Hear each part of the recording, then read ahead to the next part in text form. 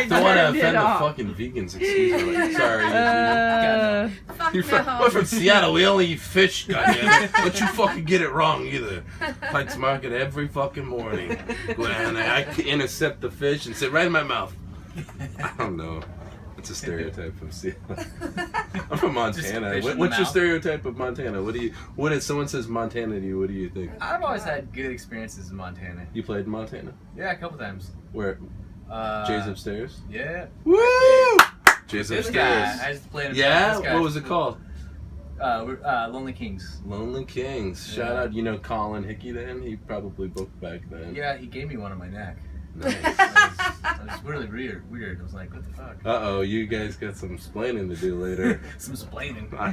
That's It's all good. it's from a long time ago. I love Lucy. Oxford. No, Oxford. Oh my The God. Oxford Yeah. Brains. Place is awesome. Well, I didn't eat the brains, but the hamburgers. We're were playing at the great. VFW on the 20th. I heard the Oxford's gone, no? No, is it? Maybe it's Well, gone. you're from there? Jay's Upstairs is gone. I used to Yeah. live like 2 doors down from Jay's Upstairs. That place is crazy. Oh, yeah. I saw Sylvain there from the New York Dolls. Yeah. I saw It was a rad venue. Will Oldham, Bonnie Prince Billy there. Who else did I see there? That's pretty much it. Yeah. Yeah, Anyways. that place was rad. Interview time. Cool. So you're going on tour We are. We leave next month. with who? Lost Generator. Yeah, Wow. it's stoked. What's the longest tour you've done so far? Oh, us with as a this band? This band, yeah. We did 10 days? 10 days. Yeah. We did West No, Coast. West Coast. Okay. Towards the end of last summer. Okay. We've done just weekend warrior stuff. And how long is this next tour? 24 days. Whoa! Yeah. Holy smokes, that's Yeah. big. Mother Crowned it all over. Yeah. Fucking did. Yeah. So we're are you all over the tour? We're going all the way to Brooklyn, New York, and back. Where are you playing in Brooklyn? Nile Gallery. Niles Gallery. So it's normally an art gallery, a really fucking cool art gallery that does shows once in a while. Mm-hmm. How that's happening is the guy who owns the gallery, he does management for bands as well. So he kind of signed us on. Cool. And he does shows. Last New York, show man. he did was like Scorpion Child and God, who else was that? Scorpion Child was the headliner, but yeah he does some cool shows there. Sweet. Yeah, that's So- gonna be a fun show. That's pretty awesome. And then a second album's dropping. Right. Our full length is dropping, yeah. Full we length, have an okay. We have an EP out. And so tell me about this. It's kind of hot. I mean, I've seen it on Facebook, you know. But tell the kids at Doomed and Stoned about what's happening with it. I mean, who made it? Like, who produced it? Like, you know, that's exciting stuff. The full length or the EP? The full length. Oh, yeah. We just spent, I don't know, 8 days with Billy Anderson. 9 days. 9 days. With Billy Anderson Yeah. in Portland. That's Yeah. cool. It was rad. That was It like climbing into a cave with like a mad genius. He's Truly. a genius. It was incredible. What was that experience like? Amazing. Yeah, it was really insane. His ideas and creativity blew our expectations. Obviously, he's got the name, you know, like in the records he's done, it's like, Yeah. of course, right? Houdini. He is David really quite like Houdini. On Fire. I mean, you don't even have to mention Sleep, you know. I know, right? It was cool. We worked our asses off. He's a workaholic, that's Yeah. for sure. There's how many nights we go till like 5 a.m.? I don't even know. It was Yeah. tough. It was fucking exhausting. But we had some of our best takes at 5 a.m. Oh, totally. Just drop your. exhausted. It's like with acting is the same way. You're always it your was best great. performances are when you're the most exhausted. It was Totally. it really pushed us to our limits. But it was super fun. I mean, you know, I played through almost every pedal that exists. I saw some photos, and It you was- you got more amps too, right? Oh yeah. We It's like a added wall of another. amps. I think we might add actually another amp to our Yeah. live show because of this experience. Yeah. Yeah. And that was one thing we were hoping out of working with someone like Billy and expand our sound, right? Mhm. Like we went in with our core sounds Yeah. and That's like came out of it like, Oh, Oh. shit. Yeah. Yeah. Process. Add a fucking third amp and Let's do this. Let's do that. 3 more pedals. You know. So. It was pretty awesome. So the how is it? It's my perspective seeing you guys play live was cosmic. You know, is it like that? Like I mean, it was. I'm respectfully, it was like tantric sex. You know, like it was that amazing and heavy, and I was witnessing this, and I'm like, we never have sex unless it's on stage. It's the only no, time. but if that's it though, like. That's the only time we hear it. No, but you guys seem But we so have to in love cancel. though. But that's it. No, Like I no. think it's.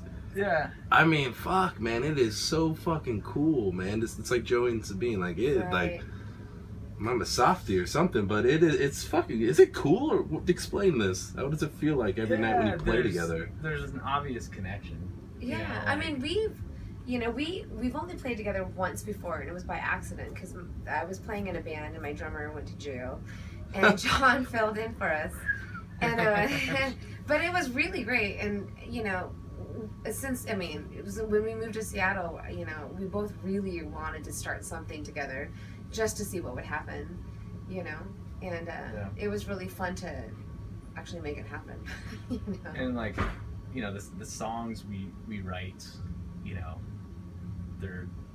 it's easy. It's a really like flow that's not forceful. That's Right. good. And then it's also nice because I feel like on stage, I know what he's thinking. I know what he's gonna do. You know, like, you know, I mean, it just is easy. Yeah. So did you guys fall in love before you played together, Yeah. or was it okay? Mhm. Okay, I Yeah. see. All right. We were in separate bands when we Okay. met. And then you're On like, wait, Halloween. I got this genius idea. What if we cut our costs and we Yeah. just started the Right. band Yeah. together? No, it Think took of us- all, it we took could us- just the same account. Yeah, it Totally. took us like four years or something before we Yeah. actually started playing together. We'll Or start our own writing, band. yeah, or 5. I mean, Wow. it took a while before Yeah. we actually were like, okay.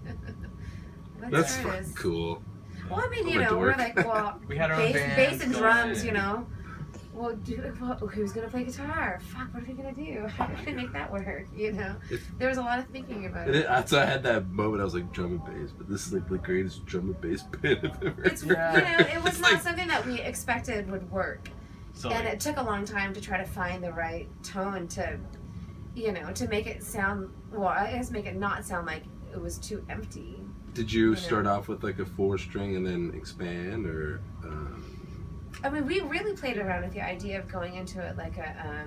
guitar rig. Yeah, I mean, not just guitar rig, but a baritone guitar. Mhm. From me playing a baritone guitar rather than a bass. Mhm. So then I'd have at least 6 strings and could do some more Mhm. stuff.